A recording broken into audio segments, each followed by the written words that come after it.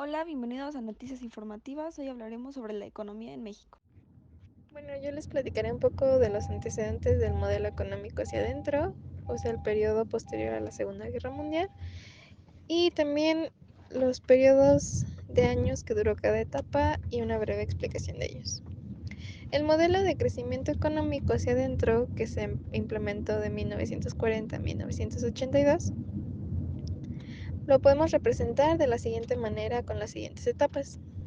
Primero, el crecimiento con inflación, que sucedió de 1940 a 1958, luego el desarrollo estabilizador, que sucedió de 1958 a 1970, y por último la etapa de crisis y agotamiento, que sucedió de 1970 a 1982.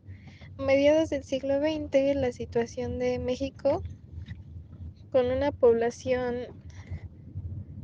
en su gran mayoría rural y dedicada sobre todo a labores del campo, no se comparaba con la prosperidad económica y desarrollo industrial que Estados Unidos y Europa ya tenían en esa etapa. Algo pasó en el panorama mundial, las naciones industriales más poderosas se vinieron inmersas en la tensión de la Segunda Guerra Mundial de 1939 a 1945. Esta situación dio la oportunidad a México de implementar un modelo económico que basó su esperanza en el desarrollo de la industria nacional, en lugar de adquirir productos del extranjero, básicamente de Estados Unidos. Como consecuencia de la situación mundial y debido a las estrategias que en su momento llevó a cabo nuestro país de 1958 a 1970, se experimentó un crecimiento económico sin precedentes. Este fenómeno se caracterizó por bajas tasas de inflación, que se refiere a que no hubo incremento significativo de precios en bienes y servicios, y una gran estabilidad económica. Este periodo histórico de nuestra nación recibe el nombre de desarrollo estabilizador.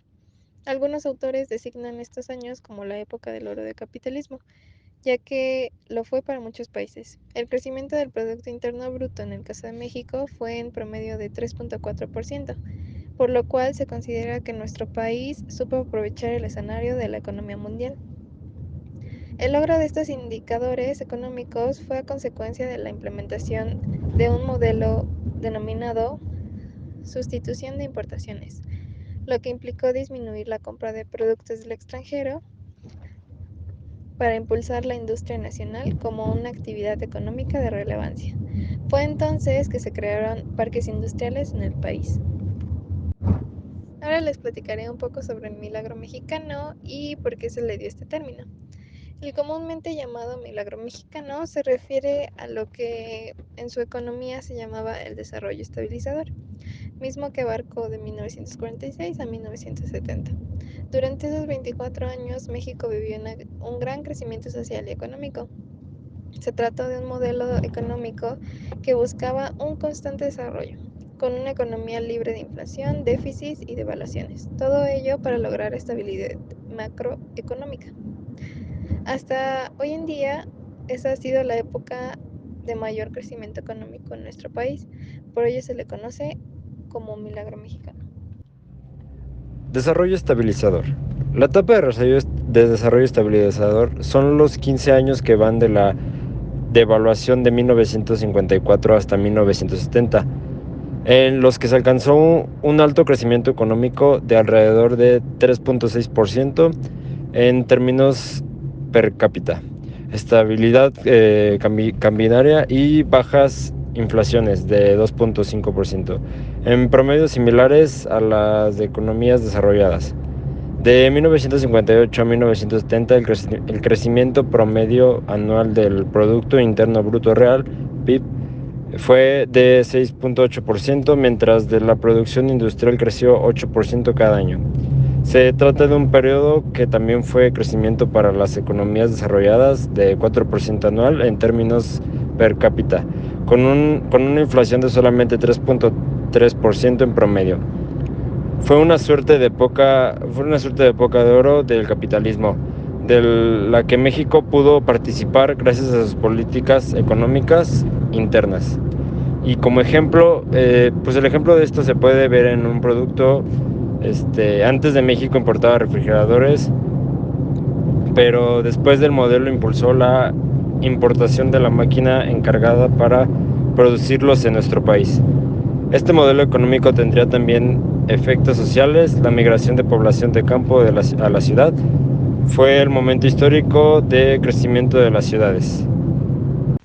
Factores que propiciaron la etapa del crisis y agotamiento fue el desvanecimiento del desarrollo estabilizador, ya que este fue el que debilitó el sector económico, político y social, la sobrevaloración del peso mexicano y el abrupto retiro de divisas que fueron realizadas por inversores internacionales a causa del pánico en los mercados. Todos estos fueron los causantes ante esto. ¿Por qué ocurrió el movimiento estudiantil de 1968? Este ocurrió porque un organismo estudiantil politécnico convocó una manifestación contra la represión a compañeros y profesores. Criticaban el autoritarismo del gobierno y pedían que se respetara la autonomía universitaria. Y en conclusión, como vivimos, México ha pasado por etapas muy buenas, como lo explicamos anteriormente sobre el milagro mexicano. Sin embargo, también hubo balas como la crisis y agotamiento. Siempre hemos notado que la mayoría de los presidentes tienen un mal manejo del desarrollo económico y eso nos perjudica como país. Todavía seguimos teniendo deudas y luchando como país para salir adelante por el mal manejo económico. Esperamos que pronto volvamos a tener nuevamente un milagro mexicano y poder sobresalir ya que contamos con los recursos necesarios.